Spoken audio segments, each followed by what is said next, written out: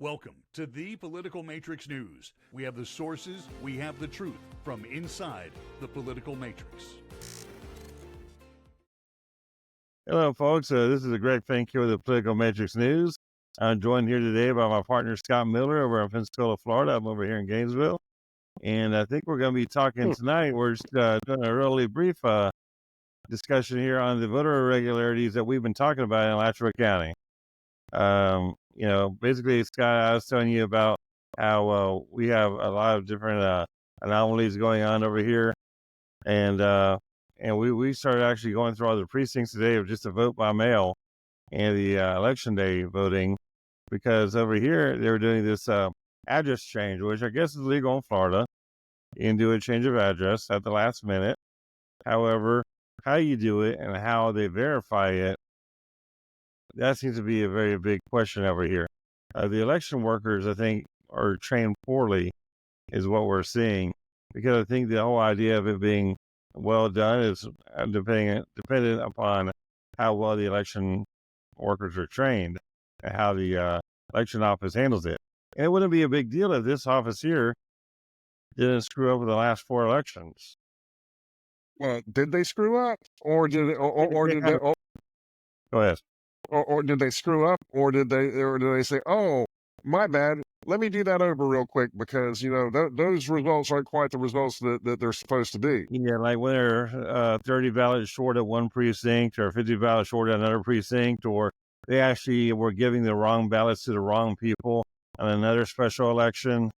Hey, and look, I want to clarify something. When you say that they were 50 ballots short, do you mean that they have a count of the number of ballots that were run through the machines, and the count they got when they got to the office is different? Yes, basically, they ran out of ballots on the election day, and they are 50 short of how many were registered to vote there. So wait, so I'm confused by what you mean by that. Yeah, when you well, say they had a special election, and so they printed the ballots for a special election in different areas of the county. And we have a lot of municipalities over here, and they were just short on the ballots, and that people couldn't vote. So what you're saying is that they had X number of voters, but they didn't bring enough ballots for that many voters to vote. Correct, and a lot of people actually had to vote on a piece of paper and stick it in a cardboard box. What? Yes, they voted on a piece of paper. Is that legal? And they put it in a box. Is that legal? I know what you're talking about. The elections office counted as legal because they were short on ballots. And that's the kind of stuff that's done over here in Alachua County. And what we're looking at now is, like, for an example, we have one race that we're looking at very closely because it's one of our clients, and her race 4 years ago, the opponent, who's a different person, for example, 705 votes, and this year, 4 years later, she got 709 votes, and the incumbent got like 1,112 votes 4 years ago, and this year she got like 1,116 votes. So almost identical votes with different people in a college town in a precinct that is right next to the transient students on campus. And so we've had a few different precincts where the numbers are almost identical. And then we had the whole change of address issue coming up over here, which is very ironic, very interesting. I mean, it's allowed in Florida, but we had almost 2,000 people countywide do it on election day alone. Yeah, but when you change your address, aren't you supposed to be permanently moving there, not there for a couple of months, or even as a student? Because I don't think the students are supposed to change their addresses like that either, unless they're taking up an actual resident, like a permanent residence there. Exactly. When you're a student, by definition, you're transient, and we don't mean homeless. We mean you move periodically, and that's not. It's funny you bring up the homeless thing. That's another one. We'll get to that in a second. But when you're a student, by definition, you still live in your home, where your home parents are. Exactly. I mean, we actually have one screenshot on the tracker turnout tracker on election day that had the precincts on campus at over 100% turnout. And it had like 140% turnout. One had almost 200% turnout.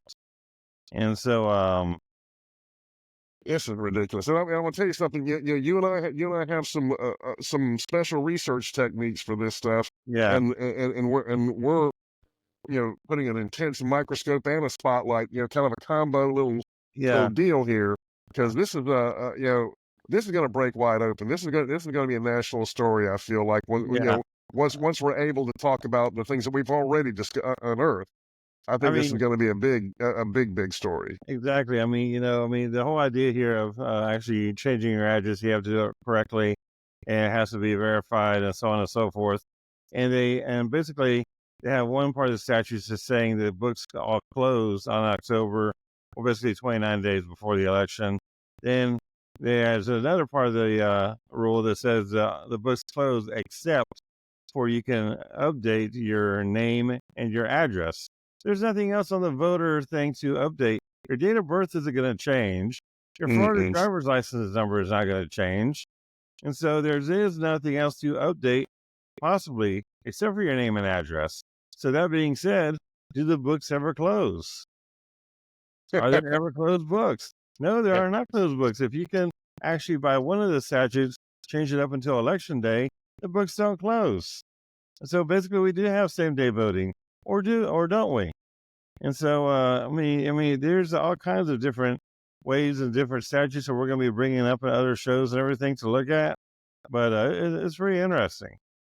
Yeah, this is turning into a serious deal, and I think it's still a little early in the process to figure it out. But I'm feeling like there may be some criminal violations here, and this isn't. The election's over. I'm not trying to swap an election or do anything. What I'm trying to do is make sure that we don't have the issues going forward that we've had in the past. We got to shut this down. And if the violations are as widespread as you're saying there may be a legitimate justification to get the Attorney General involved and have the entire election invalidated. Here's the funny one. Do-overs.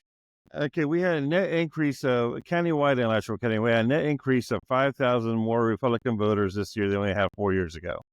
Our Congresswoman, who is an entire part of Alachua County, her name is Congresswoman Kat Kamek.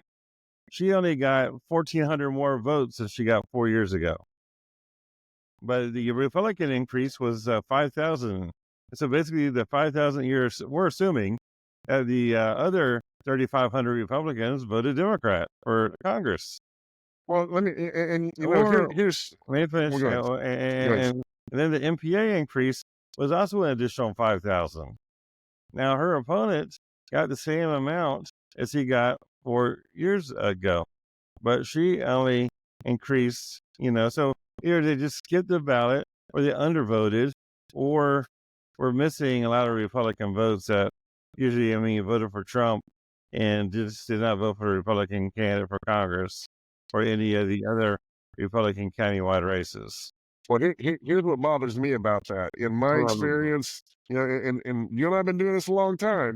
We've been in elections for 30 years, professionally for 30 years. Before in childhood, just around it, because our family members, both of my families, have been in elected seats for a long time. You've been doing that. I've been playing parties for them. Right, but in my experience, when you have, when someone registers to vote, the first time they register to vote, they're almost certainly going to vote that election. Far more often, 90% of the time, someone who has a fresh registration, we can go back and see when they registered and when they voted, and overwhelmingly, they vote. So to say that we had 10,000 voters enter the cycle, and basically 1,400 of them voted. No, actually, that's the thing, is that 10,000 voted. 10,000 more voted on election day, but they all voted Democrat. Basically, we're assuming that basically there's a binary race. There's a Republican and a Democrat. And Republicans only netted out 1,200 or 1,300 more votes, and Democrats netted out the rest. Okay, well, I misunderstood what you were saying then, but but I thought you said that we had 5,000 new Republicans. Yeah, and they just didn't vote Republican though. They voted Democrat for some reason. So 5,000, and we're not talking about Trump. 3,500 voted Democrat. Yeah, we're not talking Trump. We're talking about their local congressman. Yeah, so basically 65% of the new Republicans voted Democrat, which Bullshit. to me it's just hard to believe. I'm sorry. Bullshit. It's hard to believe. You know, Yeah.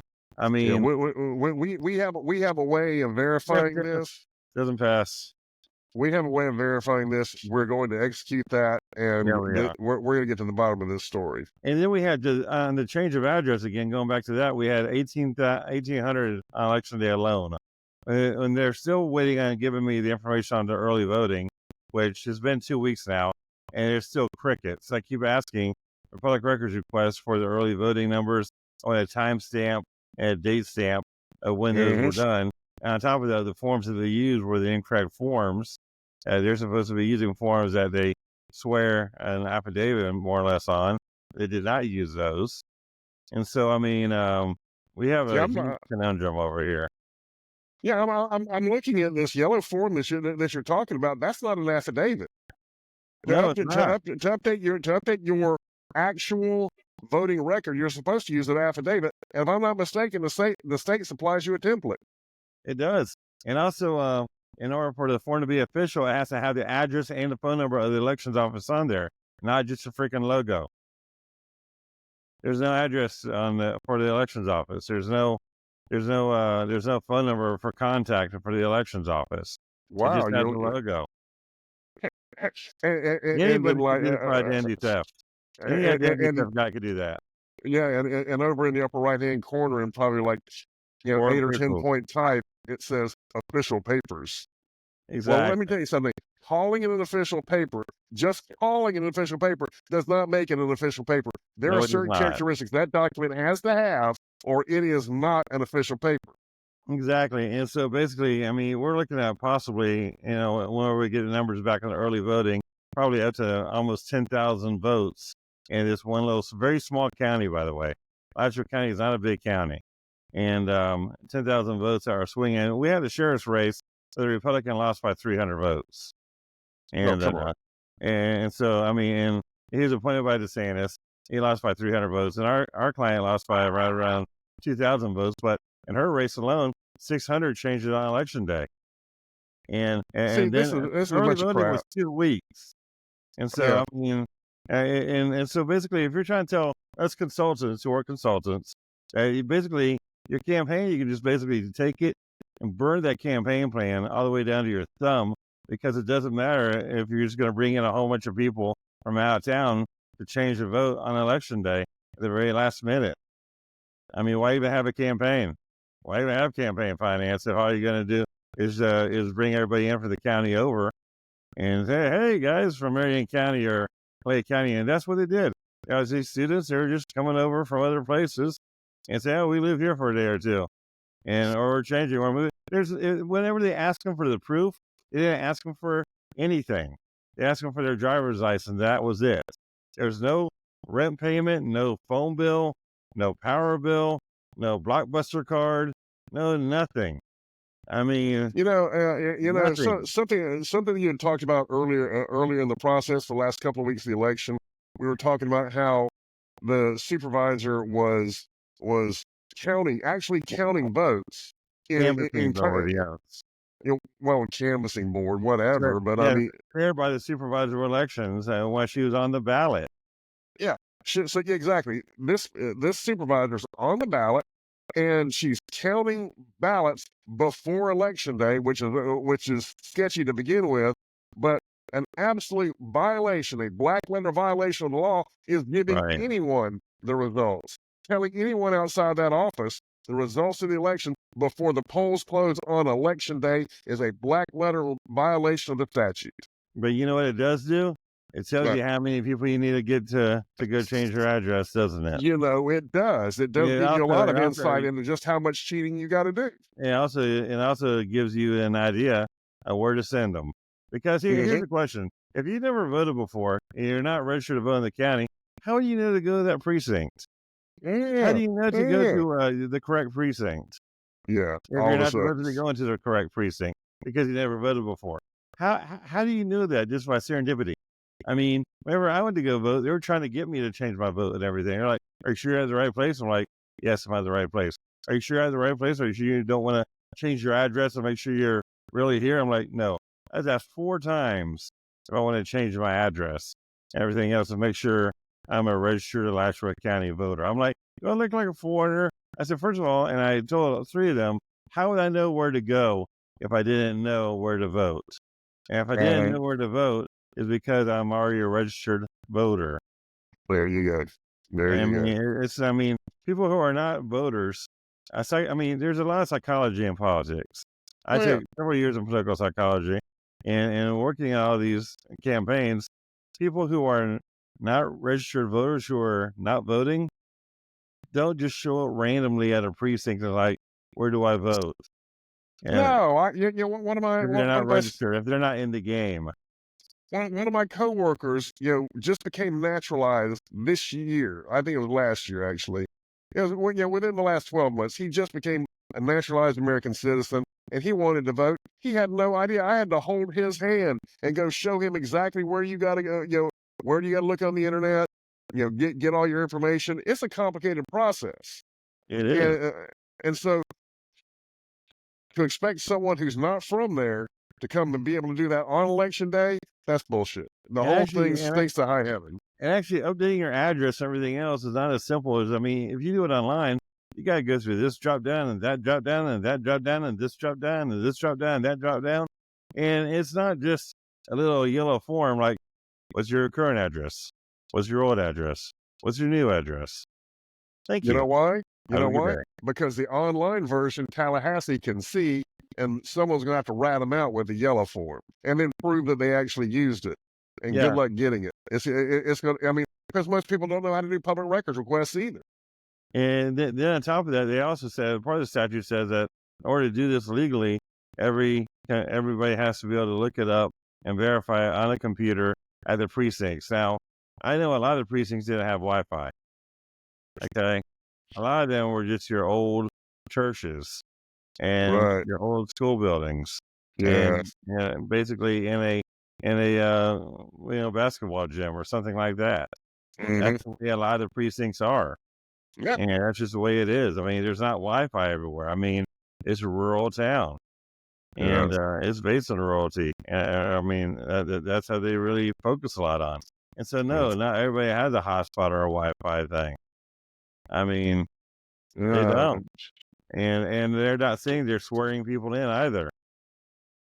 And so, yeah, it's a screwed up mess. We just wanted to go ahead and do a real quick podcast just to draw some attention here to what we've been talking about. I mean, we actually talked about this possibly happening before the election, and it did, and it is. See that this is part of what has infuriated me for the last 4 years of listening to these people talk about, well, there are no election irregularities. Every time you turn around, there are no election. Like anyone who's saying there are no election irregularities either is completely disconnected from the election process or is lying through their teeth. Because because for the last 30 years, there's always been some kind of irregularity. It's just A, could you prove it? And B, did it rise to a level that that would have affected the election? But what you're talking about sounds like it absolutely would affect not only our client's election, but also several other elections for people that didn't even hire us. We've been involved in 2 races that had to do with 5 votes or less. We've been involved in 5 races with 30 votes or less. We've been involved in 10 races with 100 votes or less. Yeah. Okay. Yes. Maybe it's just the water we drink around the campaigns that we are at, because they are extreme anomalies. And I will say that we have been around more. You and I both have been around more close elections, I think, most consultants ever have.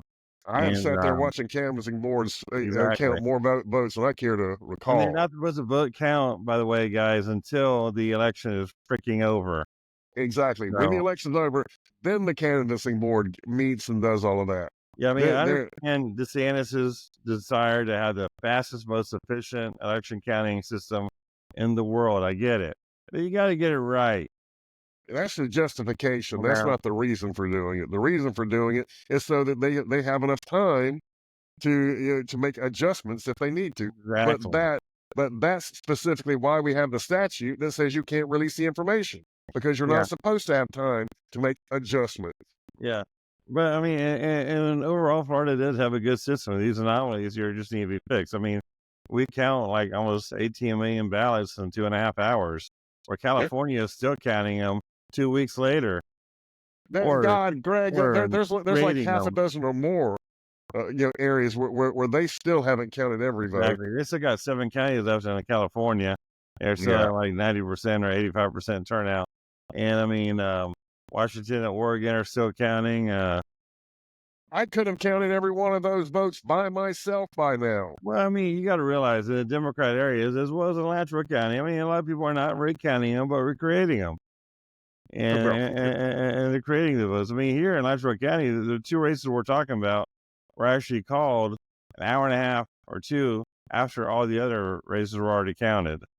Mm-hmm. So that's the interesting part. The Sheriff Emery Gainey, who's running for sheriff in Alachua County, and Jen Garrett for county commissioner over here, they were both the last ones to be counted. Everybody else wonder why. counted already. The congresswoman countywide counted already. The other countywide races and everything else counted. But these 2 races here just got delayed. Yeah. All right. Well, we'll keep a check on this going forward. But this is the guys subscribe to our channel. Keep checking. The things that we investigate and the language that we use gets us, the algorithm works against us because of. The algorithm doesn't like the topics that we broadcast. The algorithm doesn't like some of the words that we say. If you want to keep getting this kind of information from people who know what they're talking about and aren't going to bullshit you, you make sure you like and subscribe to this channel, or you're going to miss out. Because Google says expressly that they do not like us because of election deniers. Yeah, I know we're election deniers. Exactly. If you talk about any election not being perfect, they will ban us. And so, that being said, please help stop that. Like and subscribe. Bye-bye.